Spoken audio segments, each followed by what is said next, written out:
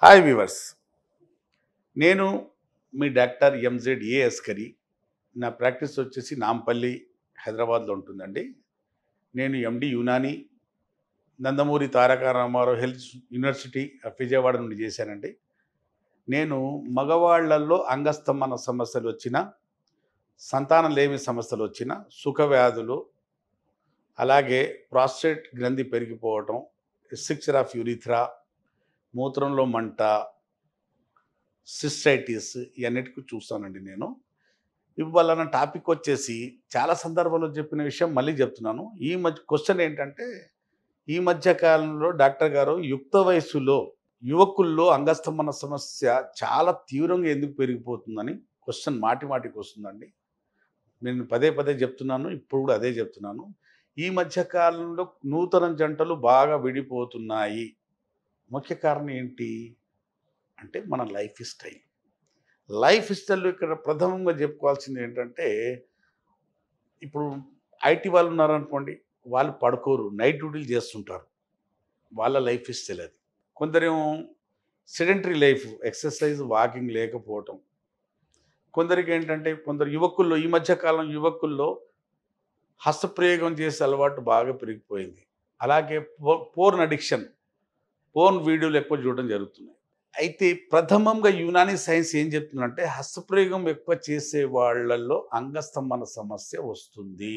కొంతమంది డాక్టర్లు ఏం చెప్తారంటే, సెక్స్, హస్తప్రయోగం బోత్ ఆర్ సేమ్, రెండు ఒకటే అంటారు. యునాని అలా అనదండి. హస్తప్రయోగం ముమ్మాటికి ప్రకృతికి భిన్నమే. సెక్స్, హస్తప్రయోగం ఒకటి కావు. ఎందుకంటే ఈ మధ్యకాలంలో చూడండి, మీరు వృద్ధాప్యంలో రావాల్సిన అంగస్తంభన సమస్య యుక్త వయసులోనే వచ్చేస్తుంది. పెళ్ళైన 3-4 నెలలకే విడాకులు అయిపోతున్నాయి. భార్య భర్తల మధ్య సెక్స్ మంచిగా జరిగినప్పుడే అన్యోన్యత, ప్రేమ ఉంటుందండి. లేదంటే తగ్గుతాయి. ప్రేమ కూడా తగ్గుతుంది, అన్యోన్యత కూడా తగ్గుతుంది, అట్రాక్షన్ కూడా తగ్గుతుంది. సెక్స్ మంచిగా జరిగినప్పుడు వాళ్ళిద్దరు కలిసిమెలిసిపోతారు. వాళ్ళ ఆలోచనలు కూడా కలిసిమెలిసిపోతాయి. లేకుంటే భేదాలు, విభేదాలు బాగా మొదలవుతాయి. అంగస్తంభన వల్ల వచ్చే సమస్య ఏంటి, ఎందుకు వస్తుందని మనం తెలుసుకుందాం. అసలు సింపుల్గా చెప్తానండి.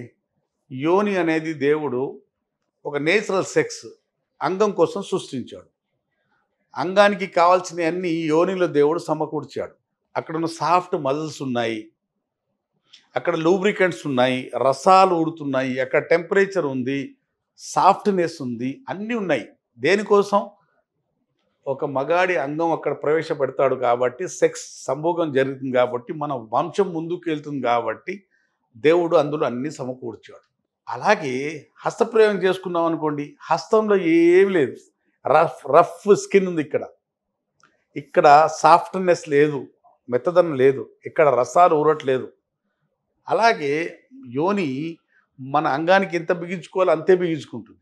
మనం అలా కాకుండా హస్తంతో బాగా గట్టిగా బిగించేసి అంగానికి బాగా రాపిడి చేసే వరకు అంగం ఆకారం, పైన ఉన్న చర్మము సెన్సేషన్ పాడైపోవటం, పెద్దగా ఉన్న అంగం కుచించుకుపోయి అక్కడున్న ఆర్టరీస్, వెజల్స్, వెయిన్స్ అన్నీ కుచించుకుపోయి లోపల ఉన్న ఎండోథెలియల్ సెల్స్ ఉంటాయి. ఆ సెల్స్ అన్నీ కుచించుకుపోవటం వల్ల 6 ఇంచుల ఉన్న అంగం 4 ఇంచుల వరకు కుచించుకుపోవచ్చు, ఇంకా చిన్నగా కూడా అవ్వచ్చు. కొందరికైతే తాంబెల్తల్లాగా లోపల పోయి కూర్చుంటుంది, పైన మొండం కనిపిస్తుంటుంది, అక్కడ గ్లాన్స్ తప్ప షాఫ్టే కనిపించదు. అంతవరకు షింకేజ్ అవుతుంది హస్తప్రయోగం వల్ల.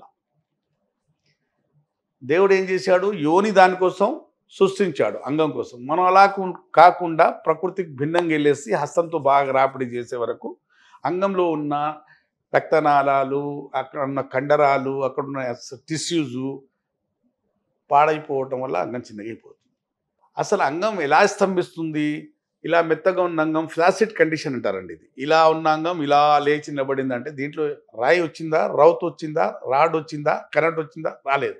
మరి ఏమొస్తే అంగం లావైంది, గట్టిగా రౌతులాగా రాడ్లాగా అయిందంటే దీంట్లో 8 ml blood, 8 ml millilitre blood రావటం వల్ల, రక్తం రావటం వల్ల అంగం లేచి గట్టిగా దొడ్డుగా రాడ్లాగా నిలబడింది, స్తంభించింది. ఇప్పుడు సాధ్యమవుతుంది. అంగం ఆరోగ్యంగా ఉన్నప్పుడు దాంట్లో ఉన్న టిష్యూస్ ఆరోగ్యంగా ఉన్నప్పుడు, అక్కడ వచ్చే రక్తనాళాలు సాఫీగా క్లియర్గా ఉన్నప్పుడు, దాంట్లో ఏం అడ్డంకులు లేకపోవటం వల్ల అంగం దొడ్డుగా లావుగా గట్టిగా లేచి నిలబడుతుంది. మనం హస్తప్రయోగం చేసి చేసి చేసి ఎప్పటి నుంచి చేస్తున్నాం, టీనేజ్ నుంచి 13 నుండి 19 పెళ్ళి వరకు చేస్తూనే ఉన్నాం. అనకాండలాగా ఉండే మన అంగం వానపాములాగా తయారైపోయి, మరీ కుచించుకుపోయి చిన్నగా అయిపోయి. అప్పుడు మనం పెళ్ళికి వెళ్తాం. మనం మెత్త మెత్తగా లేచినట్టు నిలబడి దూసుకుపోయేంత శక్తి లేకపోవటం వల్ల, సామర్థ్యం లేకపోవటం వల్ల, సెక్స్ సవ్యంగా జరగకపోవటం వల్ల అక్కడ మొదలవుతుంది కథ. వాడికి కుంగుబాటు, మనోవేదన. అబ్బా, ఏంది సెక్స్ చేయలేకపోతున్నాను, కొత్త పెళ్లి కూతురు ఉంది ముందు, భయంతో, ఇంకొంచెం భయంతో, ఇంకా భయం వల్ల అంగం లేకపోవడం జరుగుతుంది. దూసుకుపోయేంత శక్తి రాకపోవడం వల్ల ఇంకా భయపడుతుంటాడు. ఎందుకు రావట్లేదు? హస్తప్రయోగం వల్ల అంగం కుచించుకుపోయింది. లోపల ఉన్న రక్తనాళాలు, లోపల ఉన్న టిష్యూస్ అన్నీ కుచించుకుపోయి అంగం పాడైంది. అసలు అంగస్తంభన సమస్య ఎన్ని రకాలుగా ఉంటుందని వాళ్ళు చెప్తానండి.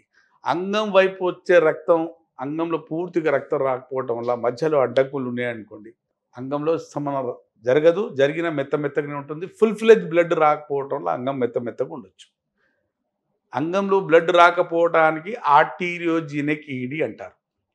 ఒకవేళ అంగంలో పూర్తి స్థాయిలో బ్లడ్ వచ్చేసాక రిటర్న్ అయిపోవాలి, దీంట్లో ఆగి ఉండాలి. మన సెక్స్ చేసే వరకు ఆగి ఉండాలి దీంట్లో. అలా కాకుండా వీర్యం వెళ్ళకుండానే మళ్ళీ బ్లడ్ మన బాడీలో వచ్చేసింది అనుకుంటే దానికి వీనోజెనిక్ ఈడీ అంటారు. టైప్ 2 ఈడీ కూడా అంటారు. పొజిషనల్ ఈడీ కూడా అంటారు. ఏదో పొజిషన్ చేంజ్ చేస్తే అంగస్తంభన కిందికి వచ్చేస్తుంటుంది, వీర్యం వెళ్ళకుండానే అంగం మెత్తబడుతుంటుంది. మూడోది, ఇలా లేచి ఇలా నిలబెట్టేది ఏంటి, ఎవరు? అంగానికి లేపి ఇలా నిలబెట్టేది ఎవరు అంటే నరాలు పాడైపోవటం వల్ల అంగం సస్టైన్ కాకపోవటం, నిలబడకపోవటానికి న్యూరోజెనిక్ ఈడీ, నరాలకు సంబంధించింది కాబట్టి న్యూరోజెనిక్ ఈడీ. అలాగే హార్మోన్స్, గేమ్ చేంజర్ హార్మోన్, మగవాళ్లలో మేల్ హార్మోన్ టెస్టోస్టెరాన్ హార్మోన్ తగ్గిపోవటం వల్ల అంగస్తంభన సమస్య వస్తుంది. దానికి హార్మోనల్ ఈడీ అంటారు. కొందరికి మానసిక ఒత్తిళ్ళ వల్ల, బాగా బిజినెస్ లేదైనా ఇంట్లో గొడవలు, ఏదో గొడవల వల్ల, ఆ స్ట్రెస్ వల్ల బాడీలో కార్టిజోల్స్ ఎక్కువ రావటం వల్ల, నెగిటివ్ హార్మోన్స్ ఎక్కువ రావటం వల్ల భయానికి అంగం వైపు వచ్చే రక్త ప్రసరణ సరిగా రాదు, అంగం సరిగా స్తంభించదు. దానికి సైకోజెనిక్ ఈడీ అంటారు. అలాగే అంగం మీద దెబ్బ తగలటం వల్ల అక్కడున్న రక్తనాళాలు ఏదైనా కట్ అయిపోయి కుచించుకుపోవటం వల్ల వచ్చే అంగస్తంభన సమస్యకు ట్రామాటిక్ ఈడీ అంటారు. షుగర్ వ్యాధి వచ్చిన వాళ్ళలో దాదాపు 5 సంవత్సరాలు 30-40% మగదనం తగ్గొచ్చు. అలాగే 10 సంవత్సరాలు దాటితే ఒక 60-80% వాళ్ళలో అంగస్తంభన సమస్య రావచ్చు. ఎందుకంటే షుగర్ నార్మల్ ఉన్నా కూడా నరాలు పాడవుతూనే ఉంటాయి. అలాగే రక్తనాళాల్లో ఉన్న లోపట ఉన్న పొర పాడైపోవటం వల్ల అంగం వైపు రక్త ప్రసరణ రాకపోవటం, అంగం ఉబ్బకపోవటం, గట్టి పడకపోవటం, అలాగే నరాలలో దమ్ము లేకపోవటం వల్ల అంటే డయాబెటిక్ న్యూరోపతి, డయాబెటిక్ వల్ల వచ్చే సమస్యకు డయాబెటిక్ ఎరెక్టైల్ డిస్ఫంక్షన్ అంటారండి. విన్నారు కదండి, ఇన్ని రకాలుగా అంగస్తంభన సమస్యలు ఉంటాయి. యునాని వైద్యంలో ఎలాంటి సమస్య అంటే సైడ్ ఎఫెక్ట్ లేకుండా ఇన్ని రకాల ఎరెక్టైల్ డిస్ఫంక్షన్ చెప్పాను కదండి, అన్నిటికీ చక్కటి పరిష్కారం. ఒకసారి మందులు వాడుకుంటే మళ్ళీ మందులు వాడాల్సిన అవసరం ఉండదు. అంగస్తంభనకు శాశ్వత నివారణ ఉంటుంది. యునాని అంటే మేనేజ్మెంట్ కాదండి. ఇవాళ ట్యాబ్లెట్ వేసుకుంటే అంగం స్తంభించింది, రేపు వేయకపోతే అంగం స్తంభించదని కాదు. ఒక్కసారి మందులు వాడుకుంటే మళ్ళీ మీ జీవితంలో నా దగ్గరికి వస్తే వృద్ధాప్యంలో వస్తారు, మరి ముసలితనంలో. మీకు హస్తప్రయోగం వల్ల వచ్చిన అంగ సమస్య కానివ్వండి, షుగర్ వల్ల వచ్చిన అంగస్తంభన సమస్య కానివ్వండి, అలాగే మీకు హార్మోన్స్ లోపించి దానివల్ల వచ్చిన అంగస్తంభన సమస్య కానివ్వండి, నరాలకు సంబంధించిన వ్యాధులు ఉండటం వల్ల పోలియోమైలైటిస్, పక్షవాతము అండ్ మళ్ళీ షుగరు, దీనివల్ల వచ్చిన అంగస్తంభన సమస్యను కానివ్వండి, ఇవన్నిటికీ యునానిలో ఏ సైడ్ ఎఫెక్ట్ లేకుండా శాశ్వతంగా ఈ సమస్యలతో మీరు బయటపడవచ్చు. మీరు విన్నారు కదండి, మీకు నేను చెప్పిన వాటిల్లో ఏ కారణం వల్ల వచ్చిన అంగస్తంభన సమస్య ఉన్నా, ఏ కాస్తో వచ్చినా మీకు పూర్తి చికిత్స, శాశ్వతమైన చికిత్స మా దగ్గర లభిస్తుంది. మీరు ఈ స్క్రీన్ మీద ఉన్న నెంబర్తో వరల్డ్ వైడ్ దేశాన లోకాన ఏ మూలాన ఉన్నా మీరు పెయిడ్ కన్సల్టేషన్ తీసుకుని నాతో మాట్లాడవచ్చు, మందులు తెప్పించుకోవచ్చు.